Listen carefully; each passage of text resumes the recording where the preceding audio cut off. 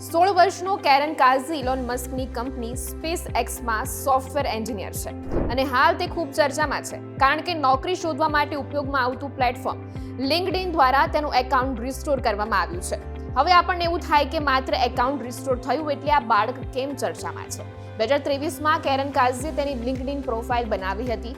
એ સમયે લિંક્ડઇને તેને ડિલીટ કરી નાખી હતી. આ વિશે કેરન કાઝીએ પોસ્ટ કર્યું હતું કે લિંક્ડઇન દ્વારા મને નોટિસ મોકલવામાં આવી છે કે મારી ઉંમર 16 વર્ષથી ઓછી હોવાથી તેમણે મારી પ્રોફાઇલ ડિલીટ કરી નાખી છે. મારે આ વાતનો દરેક જગ્યાએ સામનો કરવો પડી રહ્યો છે. લિંક્ડઇનની આ વાત પાયાવિહોણી છે. હવે કેરનની ઉંમર 16 વર્ષ થતાં લિંક્ડઇન દ્વારા તેની પ્રોફાઇલને રિસ્ટોર કરવામાં આવી છે.